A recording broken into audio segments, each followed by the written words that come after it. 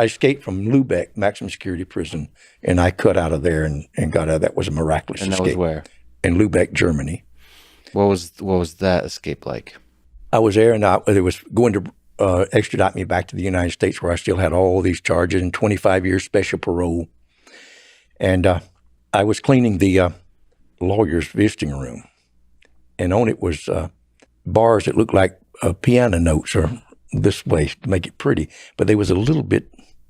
So I got a rope from a guy where they made boats in there, and I had 20 minutes. So I went in there and I wrapped it around, and I put a broom handle in it that was cut off and wrapped it around until they pulled the bars together on that side, and then I pulled them together on the other side. But that only put me inside the prison yard where the soccer equipment was kept. But they were putting new windows on one side of the prison, and they had it scaffolded up to the 4th floor. So there was a little recess there, and there was guard towers every 100 feet or so. I mean, they would shoot and kill you.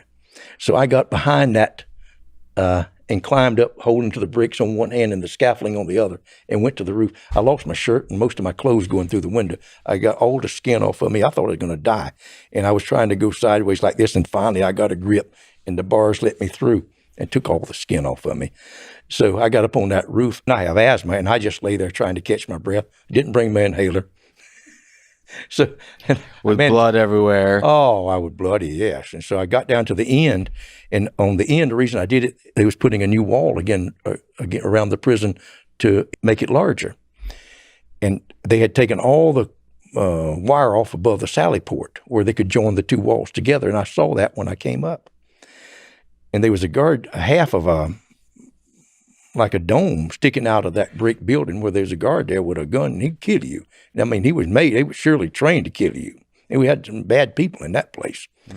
So I lay up one floor above it, and I saw a guard and his wife come with a double umbrella. It was just pouring down rain.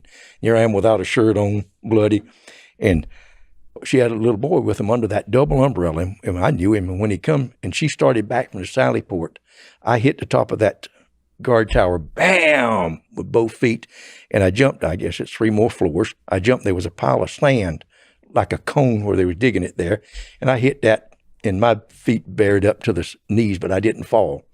And I ran straight towards her so he couldn't shoot me, and then I went around some bushes and went downhill.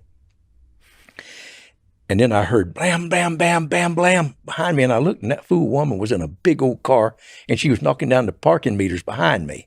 She was trying to run over me, and I ran behind a car. Oh, wow. And she tore the fender off of her car, trying and yelling, yapping a terrible, evil-looking face at me, screaming at me, and the sirens going off in the prison.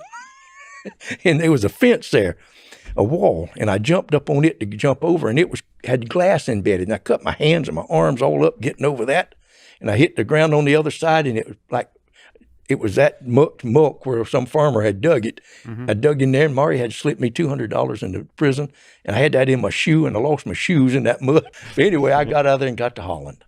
Thank you for watching my videos. If you would like to read the whole story, it's written in my book, Smuggler, available on Amazon. Thank you.